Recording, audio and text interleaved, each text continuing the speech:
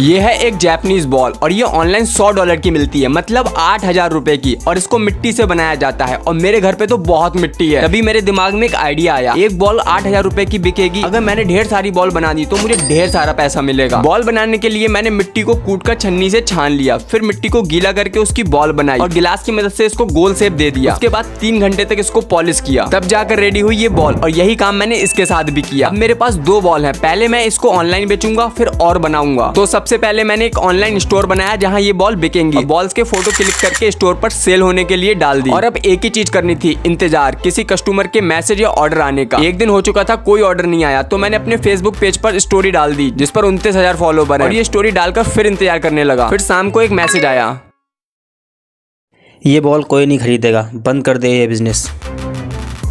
क्या होगा अगर हम पेट्रोल में गैस लाइटर डालकर जला दें? और ये आइडिया मुझे तब आया जब मैंने पेट्रोल को जमीन पर गिरा के उसके ऊपर गैस लाइटर दबा दिया। और ऐसा करने पर जो नजारा देखने को मिला वो बहुत ही कूल था। इसलिए मैंने एक गिलास लिया, उसमें पेट्रोल डाला और गिलास के अंदर लाइटर डालकर लाइटर को दबा दिया और कुछ नहीं हुआ। 1-2 बार और करने पर भी कुछ नहीं हुआ, लेकिन लाइटर को बाहर निकाल कर जलाया तो ये जल गया। फिर मैंने पेट्रोल वाले गिलास को माचिस से जलाया और ये भी जल गया, लेकिन इसको बुझाने के लिए गलती से मैंने पानी डाल दिया। क्या हम मुकेश अंबानी का सारा पैसा 1 मिनट में खर्च कर सकते हैं? ये रही भाई मुकेश अंबानी की दौलत। सबसे पहले मैं खरीदता हूँ बर्गर अपने सारे सब्सक्राइबर के लिए। और यहाँ पे तो सारी सस्ती चीजें, नीचे चलते हैं। नीचे क्या है? प्लेन। सारे सब्सक्राइबर के लिए प्लेन खरीद लेता हूँ। जब मैं बहुत फेमस हो जाऊंगा ना तो मुझसे मिलने आना प्लेन में बैठ के, ठीक है? और कार खरीद लेता हूँ अपने दोस्तों के लिए, उनके बर्थडे पे गिफ्ट कर दूंगा। और मोनालिसा, इसका क्या करूंगा मैं? चलो पैसा बहुत है, खरीद लेता हूँ। मुझे हेलीकॉप्टर अपने रिश्तेदारों को बांट दूंगा, जब भी मिलना चाहो आ जाओ। ट्विटर, इंडिया का भी तो कोई सोशल मीडिया हो, खरीद लेता हूँ। 2 खरीद लिए मैंने। टैंक खरीद लेते हैं 50-60, इंडिया को गिफ्ट कर देंगे, बोलेंगे चाइना पे मारो बॉम्ब, धूम धूम धूम। फरारी खरीद लेता हूँ, कॉलेज जाऊँगा इससे। 4-5 बिल्डिंग खरीद लेता हूँ, पार्टी करेंगे, रहेंगे, मस्ती करेंगे सब इस बिल्डिंग में। और यॉट खरीद लेता हूँ 40-50, अपने रिश्तेदारों में बांट दूंगा और हॉलीडे पे घूमने जाया करेंगे। मेरे गेमर सब्सक्राइबर के लिए PlayStation 5 खरीद लेता हूँ, गिव अवे बहुत चल रहा है ना, वो स्कीम लगाऊंगा यहाँ पे। खरीदते हैं मिल्क, भाई दूध कौन खरीदेगा यहाँ से। मोटरसाइकिल खरीदता हूँ। अरे हमने सारा पैसा खर्च कर दिया। अबे यार, कितनी कैंडल से इस पानी को गर्म कर पाएंगी? 1, 10, 20, 30 और 30 ने कर दिया।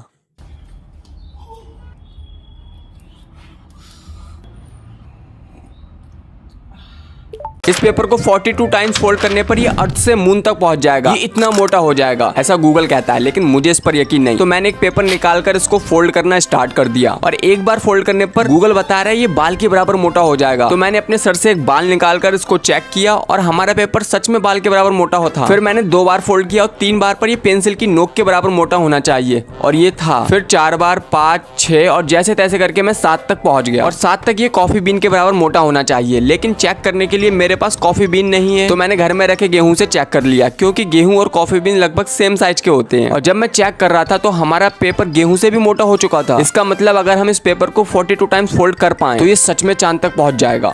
मैंने बनाया एक कैंडल ट्री, जिसके लिए मैंने मोम को पिघलाया। और जब तक मोम पिघल रहा है तब तक मैं मिट्टी लेने चला गया। और वापस आते हुए मुझे ये दंगल देखने को मिला। घर आकर मिट्टी से मैंने कैंडल ट्री का साँचा बनाया, फिर उसमें पिघले हुए मोम को डाल दिया और गर्म मोम को सूखने के लिए सुबह तक छोड़ दिया। फिर अगली सुबह तक हमारा कैंडल ट्री सूख चुका था। और थोड़ी साफ सफाई करने के बाद मैंने अपनी उंगलियों से इस पर फूल बनाए जो बहुत सुंदर दिख रहे थे। फिर मैंने कैंडल ट्री को जलाया जो बहुत कूल दिख रहा था। मैं कैंडल ट्री बनाने की खुशियां मना ही रहा था, तभी ये हो गया। आज मैं देखने वाला हूँ मैं कितने सिक्के एक के ऊपर एक बिना गिराए रख सकता हूँ। और इसका वर्ल्ड रिकॉर्ड है 165 कॉइंस का, जो गाजियाबाद के सौरभ शर्मा ने बनाया है। वर्ल्ड रिकॉर्ड देखने के बाद मैंने वर्ल्ड रिकॉर्ड बनाना स्टार्ट कर दिया। और 125 कॉइंस रखने के बाद मेरी बिल्डिंग गिर गई। फिर सेकंड टाइम मैंने अच्छे कॉइंस को सेलेक्ट किया, जो टेढ़े कॉइंस थे उनको अलग कर दिया। अब मेरे पास 200 कॉइंस थे और इस बार मैं रिकॉर्ड तोड़ दूंगा।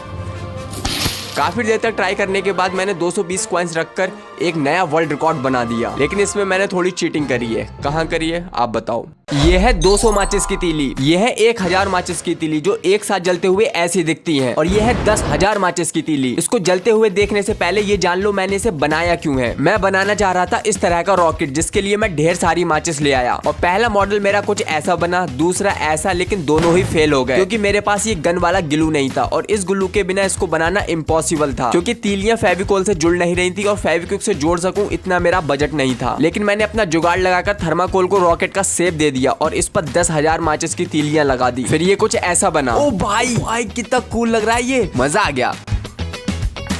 अगर अर्थ पे एक एस्ट्रॉइड आकर गिर जाए तो पूरी अर्थ खत्म हो जाएगी। ये सच है या झूठ? आओ चेक करते हैं अर्थ पे एस्ट्रॉइड गिरा के। गेम में, रियल में नहीं। तो सबसे पहले हम एस्ट्रॉइड को चूज कर लेते हैं। आयरन का, स्टोन का, कार्बन का, कॉमेट या फिर गोल्ड का करते हैं, ठीक है। और इसका डायमीटर 1.5 किलोमीटर रखते हैं। स्पीड सबसे हाई, इम्पैक्ट एंगल भी 90 का रख देते हैं जिससे सबसे ज्यादा तबाही हो।